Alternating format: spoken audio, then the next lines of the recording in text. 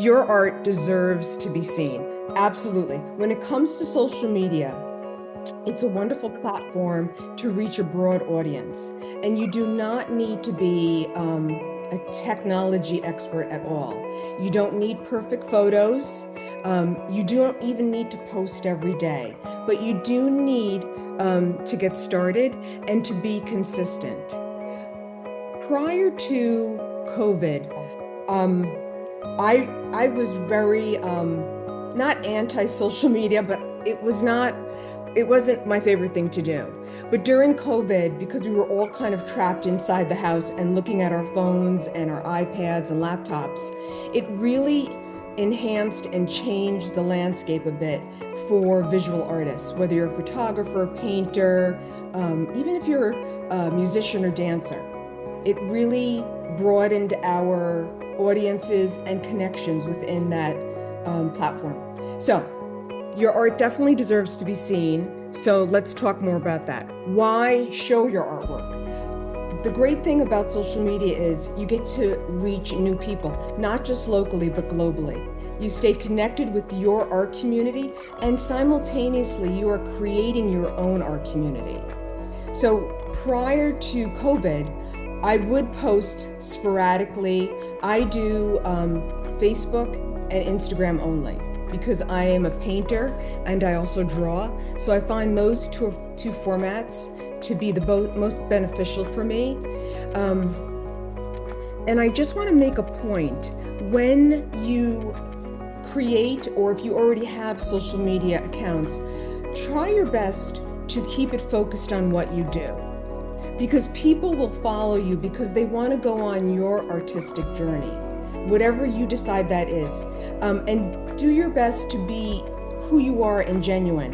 When I first started using social media, I really overthought it. And I tried to be very strategic, and I couldn't understand why I didn't have many followers. I wasn't getting many shares or likes. And then one day I just really got so frustrated, I decided I am just going to post my artwork and things that inspire me, and I'm just going to take the people who do follow me on my journey. And once I started being genuine and more sincere and less strategic, that's when everything changed for me. So on Facebook, I have about 14 to 15,000 followers.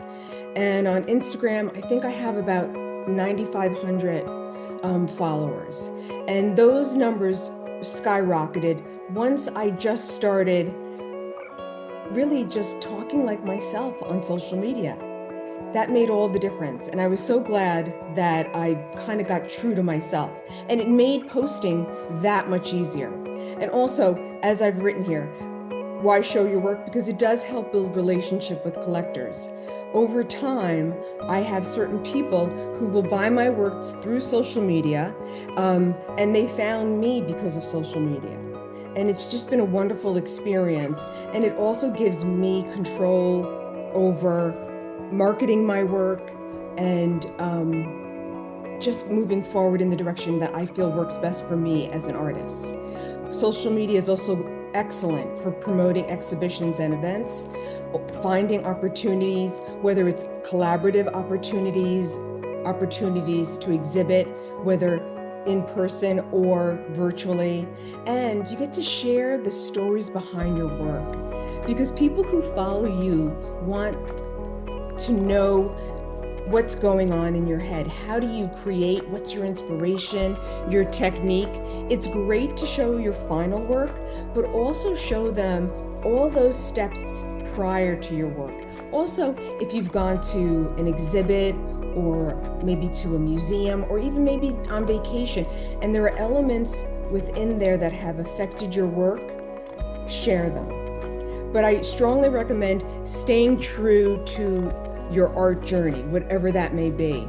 Don't start showing photos of your lunch or anything along those kinds of lines, because as you know, as wonderful as your sandwich may be, it's really important to keep that audience focused on what you do best, which is your artwork. Okay, let's talk about choosing your platform. And like I said, I do Facebook and Instagram. I started on Facebook, And if I had given a choice, I would say start with Facebook. I know a lot of visual artists will say, oh, it's Instagram.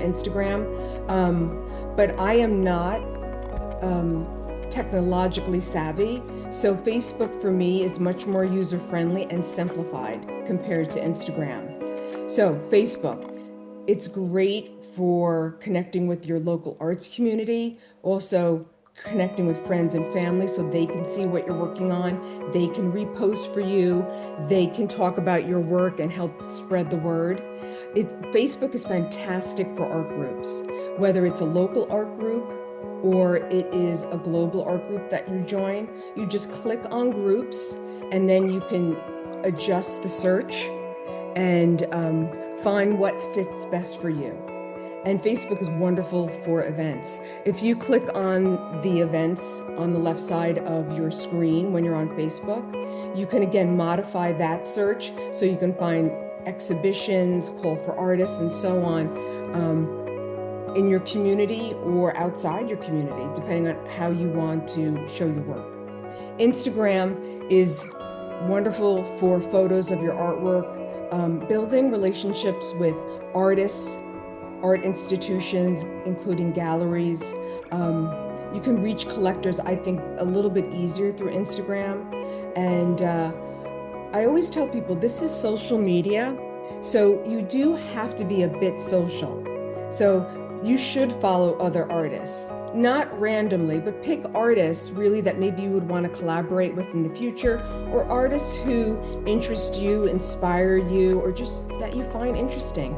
And they will be notified that you follow them. And most artists will reciprocate that following. So please keep that in mind. Okay, setting up your profile. Even if you're in the audience and you're like, oh, I've already set up my profile, I don't need to do anything else. Just a little bit of advice. I said before, the photos don't need to be perfect, and that's absolutely true, but they do need to be clear. I cannot tell you how many times I have seen work that really interests me and I click on it and it's blurry, or it's off center, or it's got a big shine across it from the sun or something. So when you do use your photos, whether it's in your profile or in your posting, do your best to keep them clear and crisp. And when I say a short artist bio, we've all written artist bios, we've written artist statements when we've applied for exhibitions and so on. When it comes to social media, I mean a really short bio. And I've written one here at the bottom so you can see what I'm talking about. A very brief, because nowadays on social media, everybody's attention span is about this big. So just keep it condensed, keep it to the point, and make sure you're telling that person within a few seconds of reading what you're about and what you want them to know about you.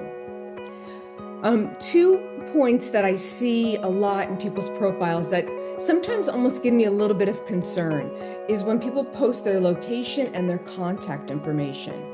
I always say do this with caution because your pages are public.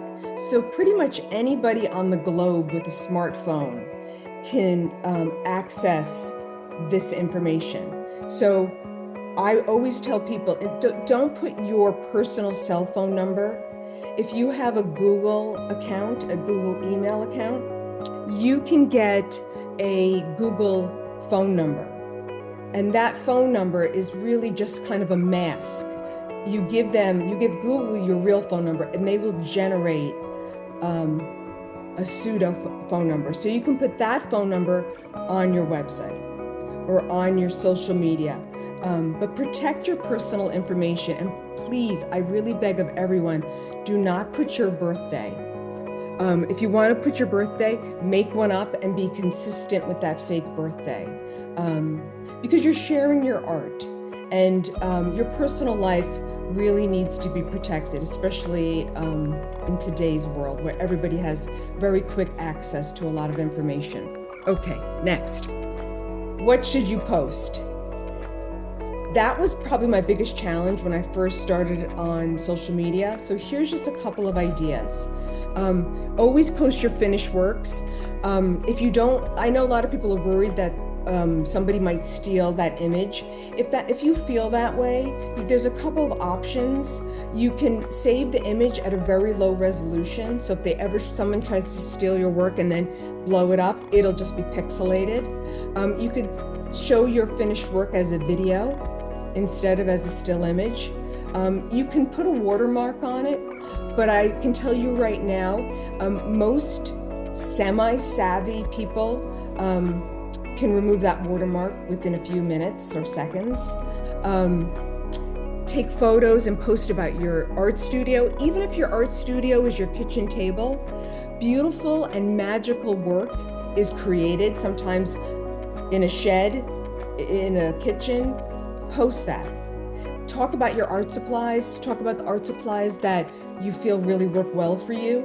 And if you want to, tag the manufacturer of that art supply company, and you might find that they reach out to you. Because that has happened to me. I was not being paid to recommend a product. I just really like certain products and I use them over and over again. And I tagged the manufacturer and they sent me a couple of free jars, which was a very nice surprise. So, tell the stories behind your work. Take photos from your exhibits, whether your exhibits in a cafe, in a library, in a gallery. Share those photos and share videos. And I'm sure a lot of you know this already, but regarding the algorithms for Facebook and Instagram, they're relatively different. So with Facebook, it's always best to post a still image. You will get higher priority if you do. But the contrary is true of Instagram. Instagram will give higher visibility if you post a video, a short video. So just keep that in mind when you're posting. But I still post still videos on Instagram and I still post videos on Facebook. This is your journey. You do it your way. I'm just giving you suggestions and a couple of, ideas and things to consider, but you take from what I'm saying and use it however it works best for you. So, short videos. I wrote inspiration from nature, but whatever inspires your work, share that and share before and afters.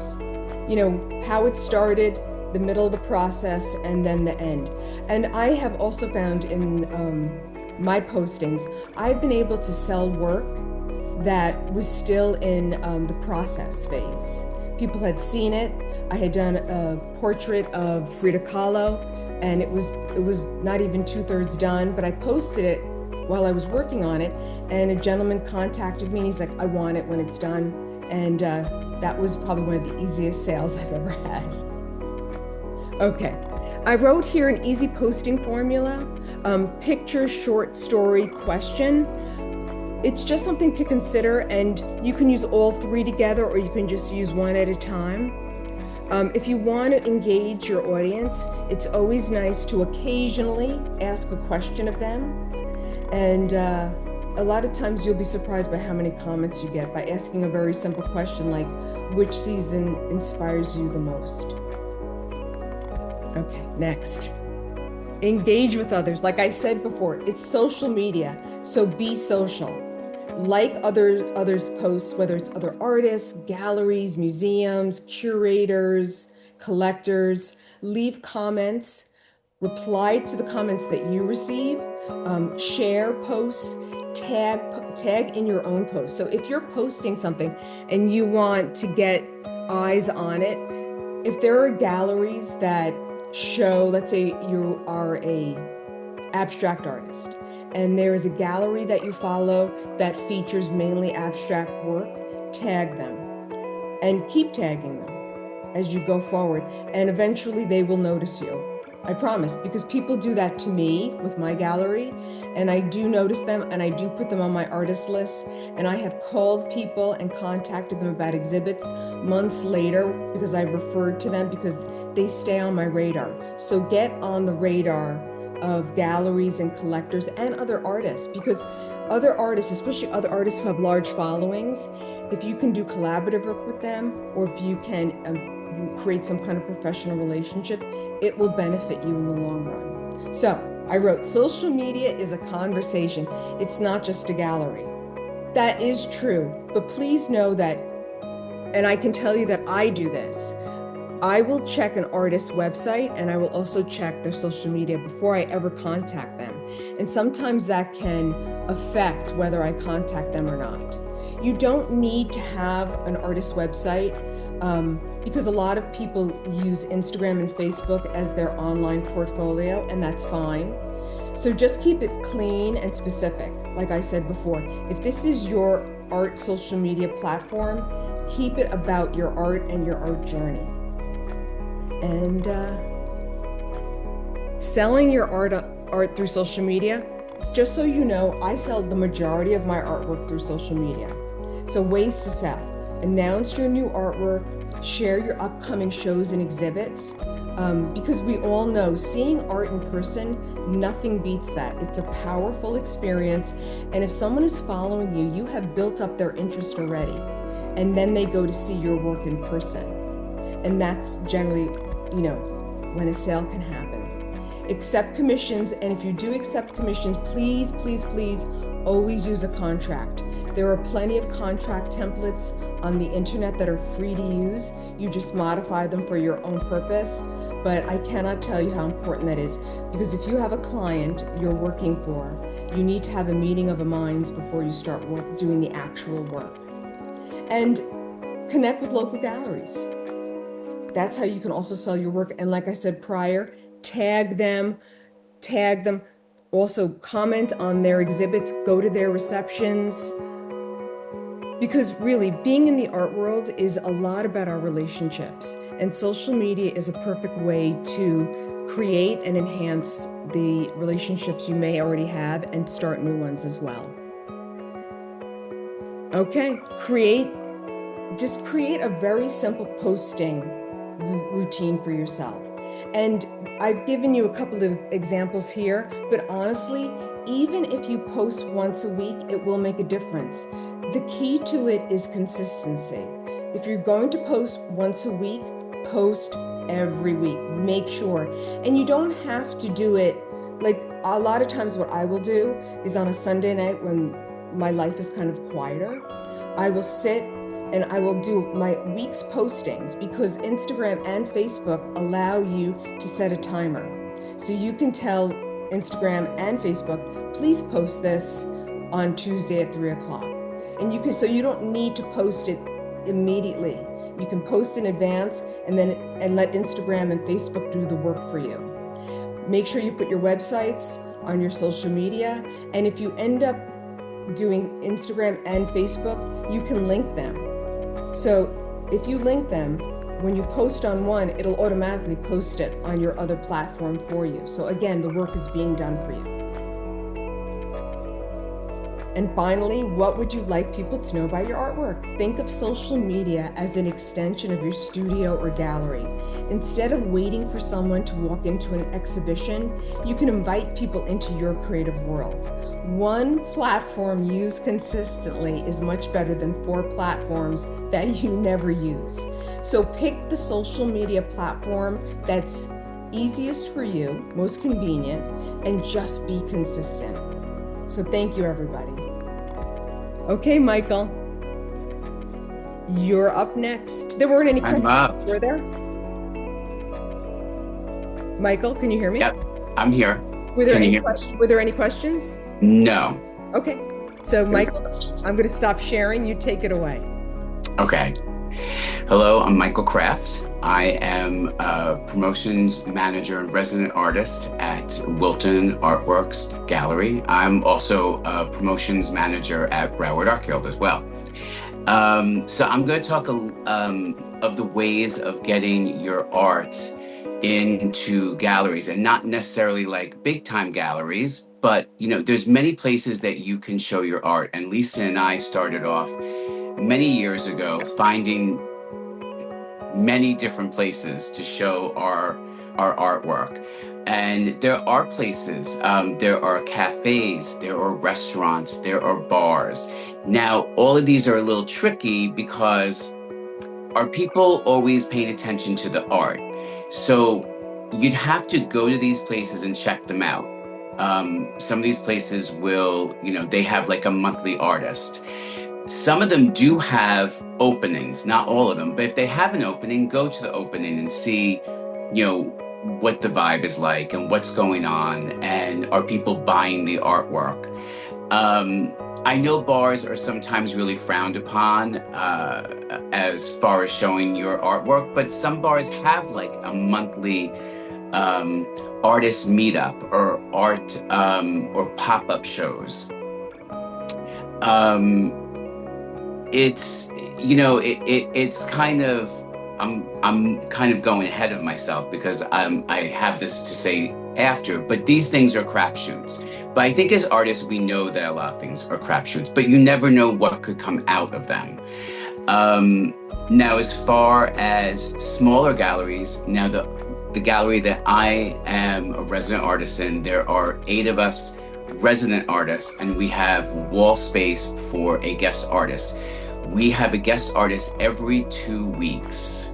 It's a very fast-paced environment, but it's also a way of getting people in and new people in to see artwork. So that's another way of getting your art out there. And in our case,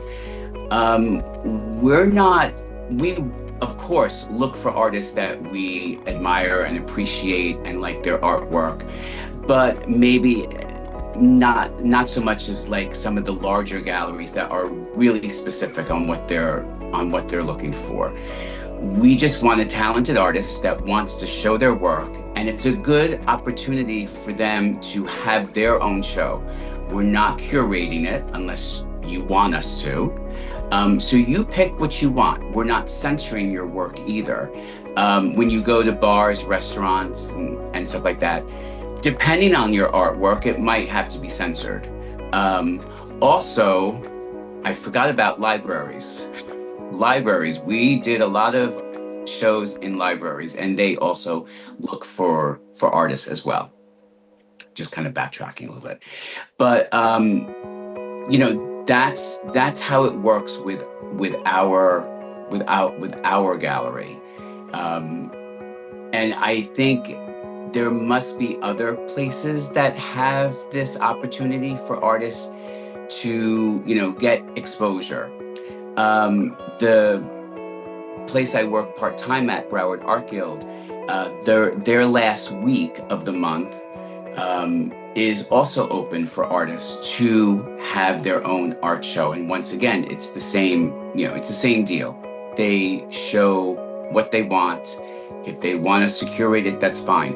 But I think these are good opportunities also for artists to learn how to promote yourself,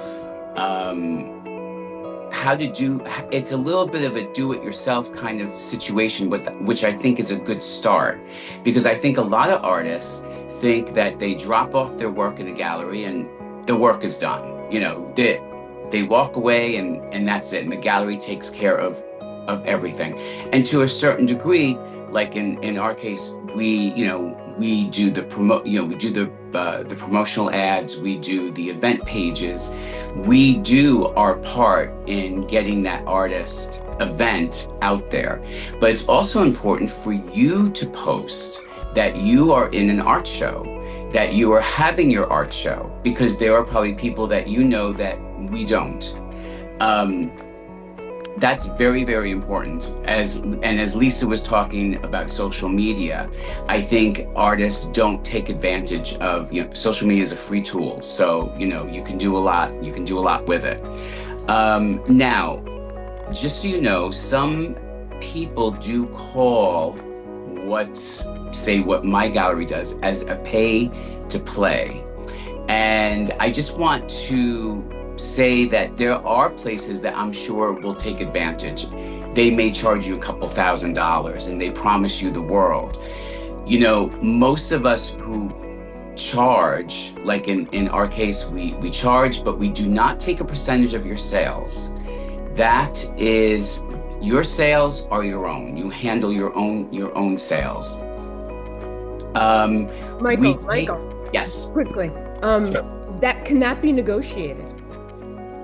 What the the price and or what you'll do for the artist? Is there any elbow room there? Um, we haven't really dealt with that at the moment, so I'm not really sure how to answer it. Um, I mean, in as far as Wilton, no. I mean, our set price is our set price. Is that what you mean? You mean instead of charging, taking a cut of what the artist? Right. Um, yeah, we don't really do that. We every now and then we have done it depending on the artist, but basically it's a set fee because it's just to be fair to everybody, Right. so that everyone is treated the same. Also, some people have written some very good suggestions for places to exhibit work that are free. Doctors' offices, um, Mhm. hospitals. Yeah, yeah, this is so you can kind of make an art exhibit if you've got a public place that's willing to support you in that. Absolutely, and there are also community centers as well. Lisa and I did a show at the Nyack Community Center years ago. Um, those are kind of tough because it's really like a pop-up show. It's going to be like a pop-up show, I think, in most cases, because you have a few hours. So you gotta get in there, set up, and get it done in a couple hours. But that's also a good place to check out. Um, let's see. So, and also in our case, like we do an opening, we have the opening reception for the artist. Some things are uh, up to the artist to get, like little snacks. We provide the most important thing, the wine and the water. And we also offer artists to have an artist talk, or if they're a little shy, they've done an art. Oh, Lisa, help me. I've lost my train of thought. An art demo. That was it. Art Oh, demo. If they're a little shy with art, with like artist talks. In our case, we let the artist do whatever they need to do. When we're open, they want to have more people come in, that's fine if they can't make it to the opening reception. Um, Another thing you can enter is juried shows. If you don't want the pressure of having your own show, there's always juried shows that galleries have, and it's, of course, it's like interesting because you get to meet a lot of people, because usually there's probably anywhere from 20 to 50 artists in these shows. So you get to meet other artists, you get to see how the gallery runs. Maybe not all of them are going to be your fit, but it's worth it to enter. Usually it's three pieces for a set price. There's usually prizes, so you get like a first, second, third, which is always fun. And you never know, you may sell there as well. Um, there's also art fairs and art walks, which can be tricky because of weather. I know. Um, but it's also good. A lot of these things I think are good because you get to make connections. And I think that's very important. And one thing I want to say before I even forget, artists, go to shows that aren't always yours. A lot of artists, and I've heard artists, I work in galleries and I hear people say, "Oh, are you coming to the opening this Saturday?" And they're like, "Oh, I'm not in that one." I understand, we all have lives and we can't get to everything. But if you can make it, go. Show your support. You don't know who you might meet there.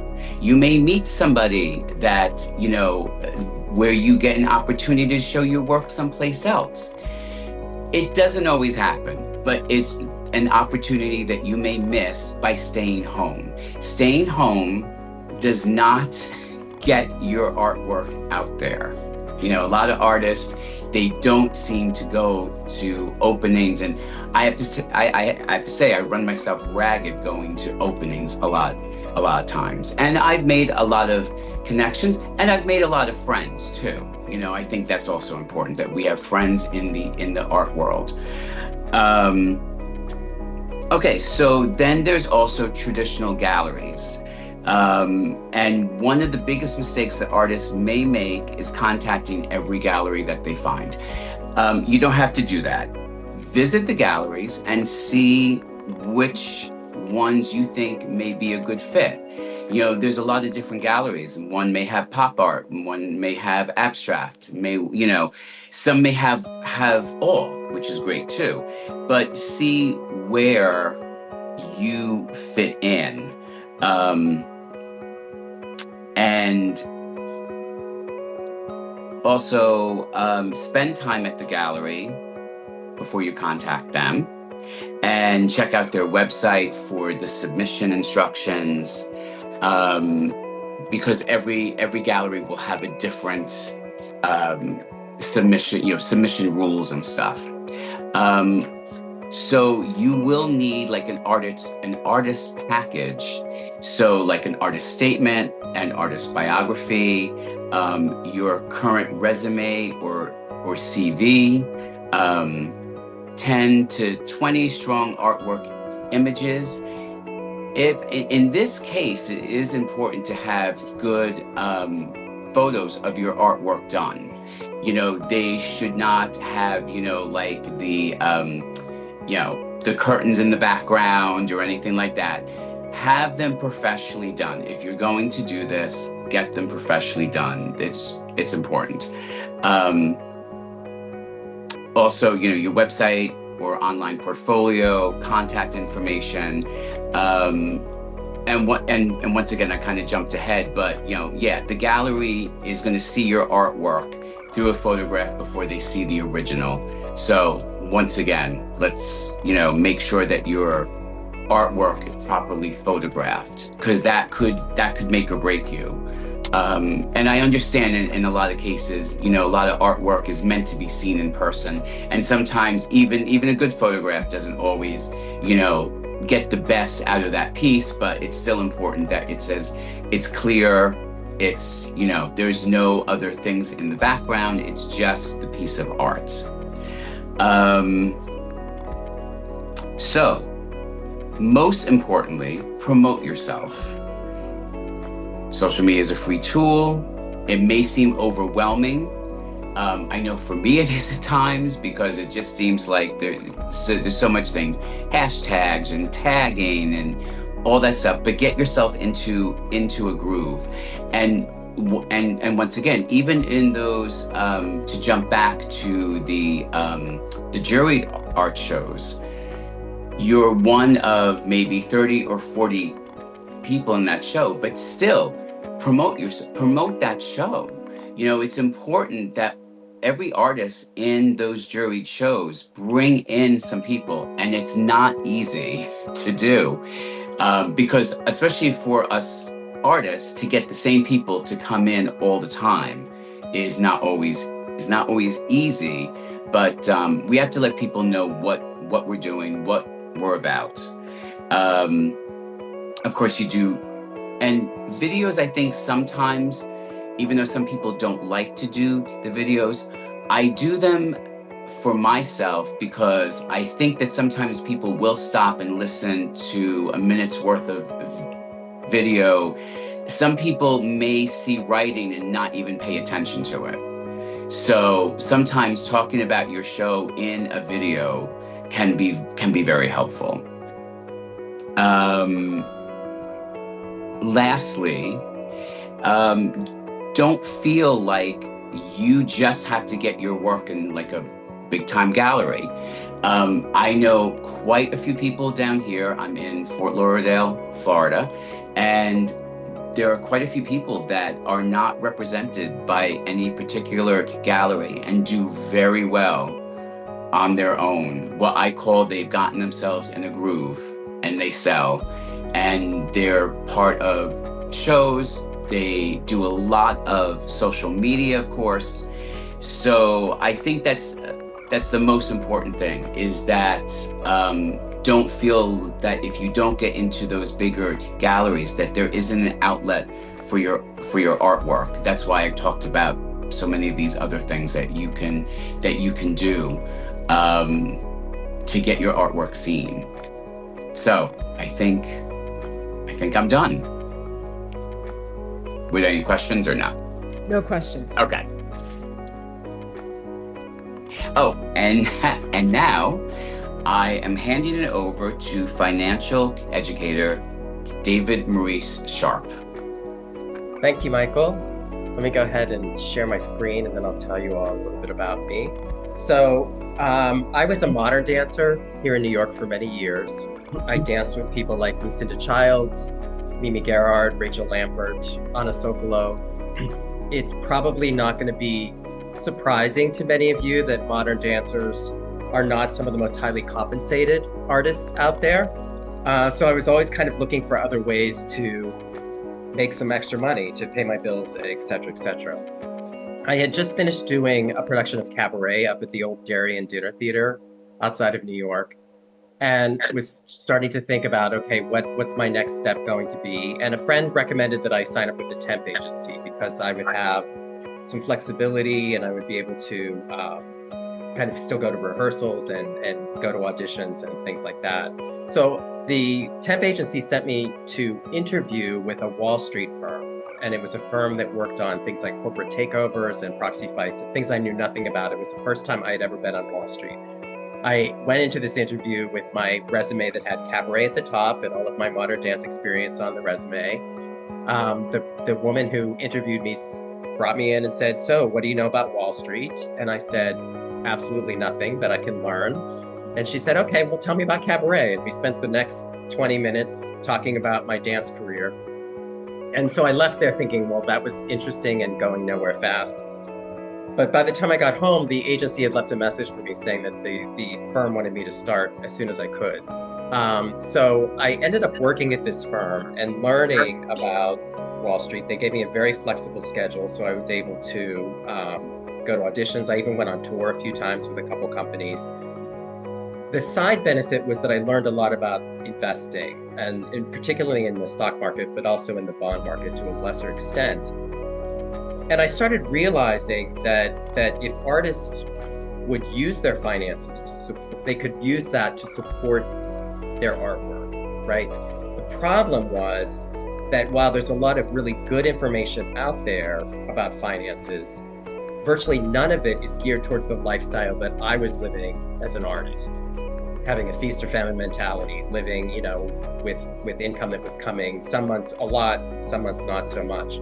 So our job as artists was to first understand what they were talking about in the financial world, which is really like learning another language. And then once you understand it, to figure out how to apply that to what we do as artists. And that's where I started teaching artists and other freelancers about how to utilize their finances and create a financial wellness plan for themselves to help support the work that they were doing. We have a lot of skills. Well, let's start with why take control of your finances, right? What is it going to do for you? We all know that at some point money is going to fall from the sky and the world's going to be rainbows and unicorns, right? We wish. Just in case that doesn't happen right away, it's nice to put the pieces into place to help with our finances, right? It gives you peace of mind. It made me a lot less anxious about where money was going to be coming from. It gave me some stability so that I was able to go to auditions and go do performances that I wanted to do. The knowledge that I gained from learning about that helped me. I was a person who wanted to do my financial work all myself. Some people want to hire financial advisors to help them. In either case, it's really important to have the knowledge so that if you're using a financial advisor, they're not taking advantage of you, number one. But number two, unless they specifically understand your life as an artist, you're probably going to have to help guide them on how your finances need to be adapted to help you as an artist. And finally, the choice that I had as an artist. So back in my dance days, I was once called in to audition to be the tap dancing bumblebee for Macy's flower show. So the audition consisted of me going into this room with all these Macy's executives, and they made me put on a bumblebee costume complete with a hat with little antennae, and I put my tap shoes on, and they said, okay, David, talk in a little bee voice and do a little dance for us and sing a little bee song. And again, I was a modern dancer. I was mortified. This was not the kind of work that I wanted to do as an artist. Because I had helped to create a financial well-being plan for myself, I was able to choose some projects to work on that were incredibly rewarding artistically, but maybe weren't as rewarding financially. So by taking control of your finances, it gives you a lot of choice in how you, what you do in your artwork. Some of the strengths we have as artists that makes us particularly good at this, there's a lot of this myth out there that artists are bad at finances. I have found that nothing could be further from the truth. We have a lot of strengths that make us really good at this. Again, we just have to find the right pathway. One is our creativity. We're able to think in ways that people, who I refer to as the ordinary people, aren't trained to think. They're trained to think in a very linear fashion. We're trained to be creative and to think of creative solutions and how we can use these assets to help us. We also are really good at counterintuition. So you hear this whole, you often hear about the herd mentality on Wall Street, where everybody kind of runs in one direction. We used to call it the lemmings running off a cliff. Artists tend to go the opposite way. We can look at other things. We can say, wait a minute, if everybody's selling this and doing this, maybe we're better off doing something over here, which is a little different. So use that counterintuition to your benefit. Our persistence really helps us. I always said that if I had $1 for every tendu or plie I did in my career, I'd be independently wealthy. I'd own Tahiti. We'd all be flying there to have this conversation there, right? I knew that putting in the work day to day was going to get me to help me improve as a dancer and get me to where I wanted to be in my career, right? The same is true of your finances. It's going to take small steps, just being consistent with them to help build your financial well-being plan. One of the most important elements of this financial well-being plan is diversification. And diversification is beneficial in that A, it reduces risk. So by not putting all of your eggs in one basket, you reduce the risk that if something happens to the eggs in that basket, that you still have other assets that will help protect you from that. You don't have to really think any further than a little company called Enron a few years ago that was the company that could do no wrong. A lot of the employees invested all of their retirement money in Enron stock. The company went bankrupt, they lost everything. You don't want to be in that position. So you want to diversify so that you reduce your risk. But also importantly, different kinds of assets in the market fluctuate differently and at different times. So while one asset may be doing really well at any given moment, maybe another asset isn't doing so well. A few years later, that can change. So the more diversified you are, the more likely you are to have exposure to the asset that's doing well at any given time. When I teach about a well-rounded portfolio, there are 3 core elements that make that up. The first and the bedrock of it is cash. And what makes something a cash investment is this concept that $1 equals $1. If you put $1 in, you take $1 out. If you take $100 and put it in a bank account, and go back there a year later and say, I'd like to take my $100 out, the bank isn't going to say to you, well, because of the fluctuation of the dollar, it's only worth $95 now, right? $1 is $1. You put 100 in, you take 100 out. You may not buy as much later on, but it's still worth $1 equals $1, right? Cash makes up the sort of ballast of your ship. It's the bedrock. It's not intended to make a lot of money for you, although I will give you a tip. If you've never looked into high yield savings accounts, there are online high yield savings accounts that are FDIC insured and have no minimums that are offering a much better interest rate than what you're probably getting at your bank. Check them out, all right? So cash is there just for stability, right? The middle sort of portion of our well-rounded core portfolio are bonds. And bonds basically represent a loan. So when you own bonds, you're loaning money to an entity. The the entity's agreeing to pay it back to you after a particular period of time, and they're agreeing to pay interest on it. That's why bonds are often referred to as fixed income, because they have these regular interest payments that get paid on them. And finally, the most risky area of our core portfolio is stock, and stock represents ownership in a company. When you own stock, that means you own company. So if the company distributes profits to its owners, they are paid to the stockholders in the form of what are known as dividends. So when you get dividends, that's the profits of the company going to you as an owner of the stock. Now, the easiest way to get exposure to these other elements, particularly the bond and stock elements, are through mutual funds and ETFs. ETF stands for Exchange Traded Fund. These are by far the easiest way to get exposure to the bond and stock elements of your core portfolio. Why? Both mutual funds and ETFs are collections of assets. So I like to describe them as a basket that a fund manager is putting a bunch of stuff into. You buy a share of the mutual fund that gives you exposure to everything in that basket, which means you get instant diversification because it's giving you exposure to everything that they put in the mutual fund or the ETF. There are also mutual funds now that have incredibly low initial investments. And by incredibly low, I mean you can put in $1 at a time. So there are several fund families that will allow you to do $1 at a time. And me being a skeptic, I opened accounts at these different places and said, okay, let me go online and see if I can actually buy $1's worth of this mutual fund. You can absolutely do it. So there's really easy ways to get exposure to these other elements of the market without having to put a lot of your money at risk. They're also very easy to automate. It's easy to set up automatic investments so you don't even have to think about it for very small amounts of money so that you can keep your assets building for you. So again, they can support the artwork that you want to do. So here are 3 things that you can do right now that will help you start to take control of your financial well-being. One is calculate your monthly nut. What is your monthly nut? That's how much it costs to get you through any given month.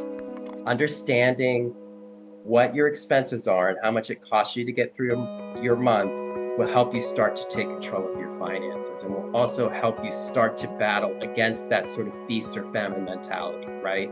Where in the months you make a lot of money, you spend a lot, and in the months you don't make a lot of money, you say, why did I spend all the money when I made a lot of money? Knowing your monthly nut will help you start to address not doing that. Start to save money. You want to pay yourself every month, even if it's just a little bit. What you don't want to do is be all gung-ho and say, hey, I'm going to go out, save $2,000 a month, can't wait. And then what happens? You can't do it. You say, this is really stupid. I hate this. David's an idiot. I don't want to ever do this again, right? So what I suggest is start with $5 a month. If you're not saving anything right now, save $5. Once you've gone through a few months and you say, I'm not even missing this $5 that I'm saving, then up it to $6 or to $10 so that you gradually start to build reserves. Put it in an account that you don't look at all the time. So it's out of sight, out of mind, right? Automate it as much as you can, because then you'll start to have money, not only for your emergency cash reserves, but to start investing in some of these other assets that will help give you more bang for your buck. And finally, beginning small is better than not beginning at all. The longer you're invested, the more time compounding has to work to your advantage. Compounding is this idea of a snowball rolling down a hill. The further down the hill it gets, the bigger it gets, the more snow it can pick up, the bigger it gets. It starts to really work in your favor. So again, even like I said, there's ways you can get in for $1 at a time. If you're doing $1 a month, are you going to be independently wealthy in a year?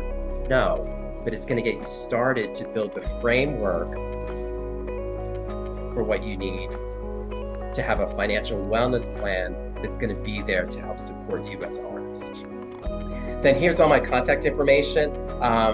Those are the books that I have out. The Thriving Artist is a book that's specifically geared towards financial education for artists and other freelancers. The other 3 books, the Maurice books, Adventures of Maurice books, are children's books, because one of the things that kept coming up in the seminars I did was, why didn't anybody teach us about finances when we were little kids so we weren't so anxiety-ridden later on in life? And I thought, why not write some children's books where you can introduce these ideas to children?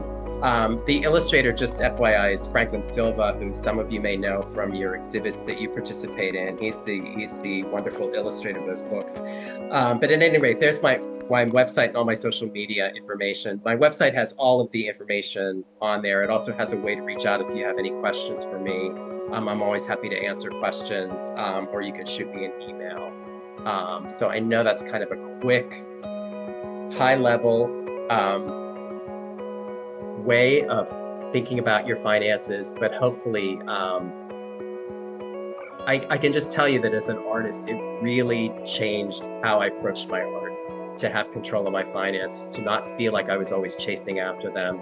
I never felt like I was having to expend undue time, like I was really able to focus my time on what I wanted to do as an artist, but I was able to set it up in a way that it helped support the work that I wanted to do as an artist. And you can do it.